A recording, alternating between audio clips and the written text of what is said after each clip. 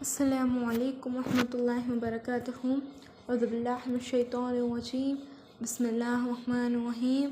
يا أيها الناس اتقوا ربكم الذي خلقكم الذي والنفس الواحدة وخلق منها زوجها وبث منهما رجالا كثيرا ونساء واتقوا الله الذي تساءلون والأرحام إن الله كان عليكم رقيبا. நம்ம இந்த வீடியோவில் என்ன பார்க்க போகிறோம்னா, நம்ம கவனமாக இருக்க வேண்டிய 3 விஷயங்கள் பற்றி தான் பார்க்க போகிறோம். அதில் 1 நஃப்ஸ் உள்ளம், 2 நண்பன், 3வது ஷைத்தான். இந்த 3லையுமே நம்ம ரொம்ப கவனமாக இருக்கணும். இதில் இது நம்மளை வழிகேட்ட தள்ளிடும், நரகத்தில் கூட போய் சேர்த்துரும். இந்த நஃப்ஸ் தான் ரொம்ப முக்கியமானதாக இருக்குது. ஃப்ரெண்டு கூட என்றைக்குமே கூட வரமாட்டாங்க. ஷைத்தான் கூட நம்ம துவா ஓதுறது அவுது பில்லாஹி மினஷ் ஷைத்தானிர் ரஜீம் அப்படின்னு சொன்ன உடனே ஓடிடுவான். இந்த நஃப்ஸு மார்க்க அறிஞர்கள் 7 வகையாக பிரிச்சிருக்காங்க. இதில் நம்ம 3 மட்டும் இந்த வீடியோவில் இன்ஷா அல்லாஹ் பார்ப்போம். முதல்ல என்னதுன்னா, நஃப்ஸே முத்மஇன்னா அப்படின்னா நிம்மதி அடைந்த மனம். இந்த வகைக்கு நம்ம என்ன உதாரணமாக சொல்லலாம்னா, இந்த கடல் அலைகளை சொல்லலாம். இந்த கடல் அலைகள் பாறைகள் மீது ஒவ்வொரு தடவையும் மோதும் போது அந்த பாறைகள் சிறிதளவேனும் நகரவே இல்லை. அதே போலதான் இந்த நஃப்ஸுள்ள மனிதர்களும் எவ்வளவோ தங்களுக்கு இடைஞ்சல்கள் கஷ்டங்கள் வந்தாலும் இறைவனுடைய திருப்திக்காகவும் இறைவனோட பொருத்தத்துக்காகவும் தான் தன்னோட வாழ்வை அமைச்சுக்கிறாங்க. இவங்களுக்கு எவ்வளவுதான் பாவம் செய்ய சந்தர்ப்பம் கிடைச்சாலும் அந்த பாவத்தில் இருந்து அவங்க என்ன செய்வாங்க, விலகி தான் இருப்பாங்க. அந்த பாவத்தின் பக்கம் போகவே மாட்டாங்க. இதை பற்றி அல்லாஹ் தஆலா தன்னுடைய திருமறை குர்ஆனில் 89வது அத்தியாயம் 27 முதல் 30வது வசனத்தில் கூறுகின்றான். யா அய்யுஹன் நஃப்ஸுல் முத்மஇன்னா அர்ஜிஇ இலா ரப்பிக ரலியத்தும் மருதியா ஃபதுஹுலி ஃபீ இபாதி வதுஹுலி ஜன்னஹ். அந்நாளில் நல்லடியார்களிடம் சாந்தியடைந்த ஆத்மாவே, நீ உன்னுடைய இறைவன் பால் திருப்தி அடைந்த நிலையிலும் அவனால் திருப்தி கொள்ளப்பட்ட நிலையிலும் மீளுவாயாக. நீ என் அடியார்களில் சேர்ந்து கொள்வாயாக, மேலும் நீ என் சொர்க்கத்தில் பிரவேசிப்பாயாக என்று இறைவன் கூறுவான் என்ற இந்த வசனங்களில் அல்லாஹ் தஆலா நஃப்ஸே முத்மஇன்னா கொண்ட குணத்தை பற்றி என்ன செஞ்சுருக்கான் சொல்லியிருக்கான். அடுத்து இருக்கக்கூடிய வகை என்னென்னா, நஃப்ஸே லவ்வாமா அப்படின்னா தத்தளிக்கும் உள்ளம் பொருள். இந்த மாதிரி உள்ளம் கொண்டவங்க தான் நம்மள அதிக பேர் இருக்காங்க. இந்த வகை உள்ளத்துலையாவது அல்லாஹ் தஆலா நம்மளை ஆக்கி வைக்கணும். இந்த மாதிரி உள்ளங்கள் கொண்டவங்க எப்படி இருப்பாங்கன்னா, ஒரு நன்மையை செய்யனாலும் அது தாராளமாக செய்வாங்க. ஆனால் ஒரு தீமையை செய்யணும் அப்படின்னா இது அல்லாஹுக்கிட்ட நமக்கு கோபத்தை ஏற்படுத்தி தருமா, இது இறைவனோட பயத்தை ஞாபகமூட்டக்கூடியதாக இருக்குது. அதனால் அந்த தீமையை செய்கிறவங்க இதை செய்யவா வேண்டாமான்னு சொல்லி என்ன செய்வாங்க, அந்த மனம் போராடும். இந்த மாதிரி இருக்கிற மனத்தை தத்தளிக்கும் மனம் அப்படின்னு சொல்லிட்டு சொல்கிறாங்க. இப்படி இருக்கிறவங்க தான் தீமையும் செய்வாங்க, நன்மையும் செய்வாங்க. இவங்க சப்போஸ் தீமை செய்தாலும் கூட அதுக்காக வேண்டி அல்லாஹுக்கிட்ட பாவ மன்னிப்பு ஏந்தி நிற்பாங்க. அதையும் தாண்டி இனிமேல் நான் செய்யவே மாட்டேன் அப்படிங்கிறதையும் என்ன செய்வாங்க, சொல்கிறவங்களாம் இருக்கிறாங்க. இதை பற்றி அல்லாஹ் தஆலா தன்னுடைய திருமறை குர்ஆனில் 75வது அத்தியாயம் 2வது வசனத்தில் சொல்கிறான். வல உகுசிமு பின் நஃப்ஸில் லவ்வாமா, நிந்தித்து கொண்டிருக்கும் ஆன்மாவின் மீதும் நான் சத்தியம் செய்கின்றேன் அப்படின்னு சொல்லி அல்லாஹ் தஆலா தன்னோட திருமறையில் சொல்கிறான். அடுத்தது நஃப்ஸே அம்மாரா அப்படின்னா தீமையை தூண்டக்கூடிய உள்ளம். இதை விட்டு அல்லாஹ் தஆலா நம்மளை பாதுகாத்து அருள் புரியணும். யா அல்லாஹ், இந்த தீமையை மட்டுமே செய்யக்கூடிய உள்ளமாக இருக்குது. தீமையை செஞ்சாலும் அதுக்காண்டி ஒரு பயமே இறைவன்கிட்ட ஒரு பயமே இல்லாமல் இருக்கிறது. எதையுமே இப்போ இந்த தீமை செய்ய போகிறோம்னா நல்லதா கெட்டதா எதுவுமே யோசிக்கிறது கிடையாது. அப்படியே செய்வாங்க. அப்படியே தீமையை செஞ்சாலும் அதுக்காண்ட பாவ மன்னிப்பை என்ன செய்ய மாட்டாங்க, அல்லாஹ் தஆலா கிட்ட கேட்கவே மாட்டாங்க.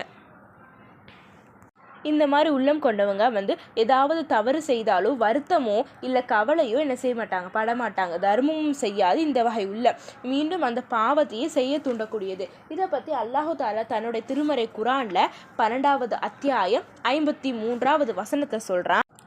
وما أبرئ نفسي إن النفس لأمارة بالسوء إلا ما رحم ربي إن ربي غفور رحيم. அன்றியும் நான் என் மனதை பாவத்தை விட்டும் பரிசுத்தமாக்கிவிடவும் இல்லை, ஏனெனில் மனது தீமையை அதிகம் தூண்டக்கூடியதாகவே இருக்கின்றது. என் இறைவன் அருள் புரிந்தாலன்றி நிச்சயமாக என் இறைவன் மிக மன்னிப்போனாகவும் அருளாளனாகவும் இருக்கின்றான் என்று கூறினார் என்ற வசனத்தில் அல்லாஹ் தஆலா இந்த தீமையை மட்டும் செய்யக்கூடிய உள்ளமான நஃப்ஸே அம்மாராவை பற்றி அல்லாஹ் தஆலா சொல்லியிருக்கான். அடுத்தது நம்ம என்ன பார்க்க போகிறோம்னா, நட்பு. நட்பு அப்படிங்கிறது இந்த உலகத்தில் ஒரு முக்கியமான ஒரு உறவாக இருக்குது. எதையுமே எதிர்பார்க்காம இருக்கக்கூடிய நல்ல உறவு. ஆனால் இந்த நண்பன்லேயே 2 வகை இருக்குது. இந்த நண்பனில் இங்கே உறவில் சைத்தான் வந்து ரொம்ப மோசமானது இந்த நண்பன் தான். இதில் 2 டைப்ஸ் இருக்குது. ஒன்று நல்ல நண்பன், கெட்ட நண்பன். ஃபஸ்ட்டு வந்து நல்ல நட்பு அப்படிங்கிறது வந்து நமக்கு சொர்க்கத்தை அழைத்து போகும். நரகத்தை அழைத்து போகக்கூடியது தீய நட்பு தான். நம்மள அதிகமானவங்க வந்து நேர்வழிக்கு காரணம் அல்லது மார்க்க விஷயத்தை அதிகம் தெரிஞ்சு வச்சுக்கிறதுக்கு ஒரு நல்ல நண்பன் கூட காரணமாக இருக்கலாம். நேர்வழி அப்படிங்கிறது அல்லாஹுக்கிட்ட இருக்கக்கூடிய ஒரு அருள் தான். அது வந்து நண்பன்கிட்ட இருக்கிறது அப்படின்னு இல்லை. அது வந்து நம்ம அந்த நேர்வழிக்கு போகிறதுக்கு அவன் ஒரு காரணமாக என்ன செய்கிறான், இருக்கிறான். நமக்கு ஏதாவது ஒரு நல்ல அமலை கற்றுக் கொடுத்துருப்பான், இல்லை நல்ல விஷயத்தை என்ன செஞ்சுருப்பான், காட்டியிருப்பான். அதனால் நம்மளும் சொர்க்கம் செல்லலாம், அவனும் என்ன செய்யலாம், சொர்க்கம் போகலாம். இதில் வந்து நரகவாதிகளுக்கும் சொர்க்கவாதிகளுக்கும் ஒரு வேறுபாடு இருக்குது. சொர்க்கவாதிகளுக்கு வந்து நினச்சது எல்லாமே கிடைக்கும். ஆனால் நரகவாசிகள் என்ன தான் கதறி அழுதாலும் அவங்களுக்கு வேதனை மட்டும்தான் அதிகமாகிட்டே இருக்குமே தவிர வேறு எதுவுமே அவங்களுக்கு என்ன செய்யாது, வழங்கப்படாது. இமாம் ஹசனுல் பசரி ரஹமத்துல்லா அவங்க சொல்கிறாங்க, சொர்க்கத்தில் உள்ள ஒருத்தர் வந்து மகிழ்ச்சியாக இருப்பாங்க. ஆனால் அவருடைய உள்ளத்தில் வந்து ஒரு சின்ன கவலை இருக்கும். அல்லாஹ் வந்து அதை பற்றி கேட்கும்போது, எதுக்கு நீங்கள் கவலையாக இருக்கீங்க அப்படின்னு சொல்லி கேட்கும்போது அவர் சொல்லுவார், உலகத்தில் எனக்கு ஒரு நண்பன் இருந்தான், ஆனால் இன்றைக்கி அவன் என் கூட இல்லையே அப்படின்னு சொல்லிட்டு சொல்லுவான். ஆனால் என்னென்னா, சொர்க்கவாசி வந்து நரகத்துக்கு செல்ல முடியாது. ஆனால் நரகவாசி என்ன செய்யலாம், சொர்க்கத்துக்கு போகலாம். அதனால் அந்த நண்பன் வந்து நரகத்தில் இருப்பான் அப்படின்னு சொல்லிட்டு தெரிஞ்ச அல்லாஹு தாலா அந்த சொர்க்கவாசி ஆசைப்பட்டதுக்காக வேண்டியே அந்த மனிதரோட பாவத்தை எல்லாம் மன்னித்து சொர்க்கத்தில் நுழைய செய்கிறான். மற்ற நரவாசல் எல்லாம் கேட்பாங்க, இவங்களுக்கு யார் சிபாரிசு செய்தது, யார் இவங்களுக்கு சிபாரிசு செஞ்சாங்க அப்படின்னு சொல்லி கேட்கும்போது என்ன சொல்கிறான் அல்லாஹு தாலா, மலக்குமார்களா நபிமார்களா அப்படின்னு கேட்குறாங்க. அப்போ என்ன சொல்கிறான் அல்லாஹ், இல்லை அப்படின்னு சொல்லிட்டு அவனுடைய நண்பன் வந்து பரிந்துரை செய்திருக்கான் அப்படின்னு சொல்லிட்டு அவங்களுக்கு சொல்லப்படும். இதை பார்த்த மற்ற நரகவாதிலாம் சொல்லுவாங்க, நரகவாசிகள் என்ன சொல்கிறாங்கன்னா, ஆகவே எங்களுக்காக பரிந்து பேசுவோர் இன்று எவரும் இல்லை, உற்ற நண்பனும் இல்லை அப்படின்னு சொல்லிட்டு வருத்தப்பட்டு சொல்கிறாங்க. கெட்ட நட்பு அப்படின்னா இந்த நட்பு வந்து நம்மளை நரகத்துக்கு அழைத்து போகும். சைத்தான் வந்து வழிதான் நம்மளை கெடுப்பான். ஆனால் கெட்ட நண்பன் வந்து ஒரு தீய பழக்கத்தை கற்றுக் கொடுத்துருவான். அந்த தீய பழக்கத்தில் நம்ம காலம் முழுவதும் கஷ்டப்பட்டுட்ருப்போம். கெட்ட நண்பரோட தாக்கம் வந்து நம்மளுடைய பரம்பரை வரைக்குமே என்ன இருக்கும். அதனால் குடும்பம், மகன், உறவினர்கள் அப்படின்னு எல்லாருமே என்ன செய்வாங்க, பாதிக்கப்படுவாங்க. இன்னைக்கு பெரும்பாலான மக்கள் வந்து பாவம் செய்கிறதுக்கு ஒரு முக்கிய காரணமாக இருக்கிறது நண்பர்கள் தான், அல்லது தீய பழக்கம் ஏற்பட்ட நண்பர்கள் தான் முக்கிய காரணமாக இருக்கிறாங்க. அவனும் பாவம் செய்ய வச்சுட்டு உடன் இருக்கிறவங்களே என்ன செய்வான், பாவம் செய்ய வச்சிருவான். கடைசி வரைக்கும் அதே நிலையிலேயே பயணம் அடைவான். இதை பற்றி அல்லாஹு தாலா தன்னோட திருமறை வசனத்தில் 41வது அத்தியாயம் 29வது வசனத்தை அல்லாஹு தாலா சொல்கிறான், அந்நாளில் நிராகரித்தவர்கள், எங்கள் இறைவா, ஜின்களிலிருந்தும் மனிதர்களிலிருந்தும் எங்களை வழிகெடுத்தோரை எங்களுக்கு காட்டுவாயாக, அவ்விருவரும் தாழ்ந்தவர்களாக ஆவதற்கு நாங்கள் எங்களுடைய கால்களுக்கு கீழ் ஆக்குவோம் அப்படின்னு சொல்லிட்டு என்ன செய்கிறாங்க, சொல்லுவாங்க. நம்மளுடைய படிப்பினைக்காண்டி ஒரு சின்ன கதை, அது வந்து ஒரு உண்மை சம்பவம் தான். வெளிநாட்டில் வந்து ஒருத்தன் இருக்கிறான், அவன் வீட்டுக்கு வந்து ஒரே ஒரு பிள்ளை தான். அதனால் அந்த பையனை வந்து ரொம்ப அதிகமாக செல்லை கொடுத்து வளர்த்துட்ருக்காங்க. அவன் வந்து நல்ல நண்பர்களோடு தான் இருந்தான். ஆனால் அது அவனுக்கு என்ன செஞ்சிச்சு, வெறுப்பாகவும் எரிச்சலாகவும் தான் இருந்துச்சு, சந்தோஷங்கிறதே இல்லை. அதனால் அவன் கெட்ட நண்பர்களோட பழக்கத்துக்கு என்ன செஞ்சிட்டான், அப்படியே போய் சேர்ந்தோடனே அவனுடைய அவனுக்கு நிறைய கெட்ட பழக்கங்கள் ஏற்படுத்துச்சு. அவனுக்கு அது வந்து எனது சந்தோஷத்தை கொடுத்துச்சு.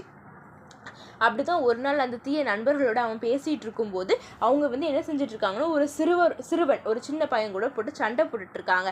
சண்டை போட்டுட்டு கோவத்தை அந்த கெட்ட நண்பன் என்ன செஞ்சிட்டான்னா, கத்தி எடுத்து அந்த சிறுவனை குத்திட்டு போலீஸ்காரங்க வர்ற சத்தத்தை கேட்டோன்னு எல்லாரும் ஓடிட்டாங்க. இவனுக்கு என்ன பண்ணனே தெரியல, அப்படியே நின்றுட்டு இருந்தோன்னே பார்த்தோன்னா போலீஸ்காரங்க வந்தோடனே இவங்க என்ன நினச்சிட்டாங்கன்னா, இவன் தான் குத்திருக்கான்னு சொல்லி அவனை என்ன செஞ்சிட்டாங்க, அரெஸ்ட் பண்ணிட்டு போயிட்டாங்க.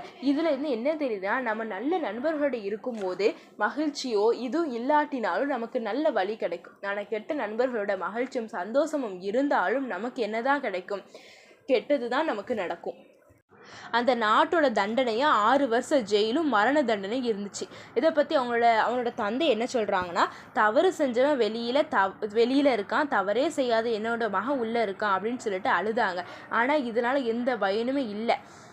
அடுத்ததாக நம்ம பார்க்க போகிறது ஷெய்தான். அது கடைசியாக நம்ம எதுக்கு குறிப்பிட்டிருக்கேன் அப்படின்னா, ஷெய்தான்ங்கிறது ரொம்ப பலகீனமானவன். நம்ம ஃபஸ்ட்டு சொன்ன மாதிரி அவுது பில்லாஹி மினஷ் ஷைத்தானிர் ரஜீம், விரட்டப்பட்ட ஷைத்தானின் தீங்கிருந்து உன்னிடம் பாதுகாவல் தேடுகிறேன் அப்படின்னு நம்ம சொன்ன உடனேயே ஷைத்தான் என்ன செஞ்சிருவான், ஓடிடுவான். மேலே உள்ள நஃப்ஸ் நண்பன் வைத்து தான் நம்ம ஷைத்தானை நம்ம அதிகம் வழிகெடுப்பான். நம்ம முதல்ல அந்த ரெண்டையும் தான் சரி செஞ்சுக்கணும். இந்த விஷயத்தில் நாம் அலட்சியம் செஞ்சால் இம்மையிலும் நஷ்டம், மறுமையிலும் நஷ்டம்தான். நான் இன்னொரு உரையை முடித்துக்கொள்கின்றேன். வாஹித் அவுஹானா. அல்ஹம்துலில்லாஹி. அஸ்ஸலாமு அலைக்கும் வரஹ்மத்துல்லாஹி வபரகாத்துஹு.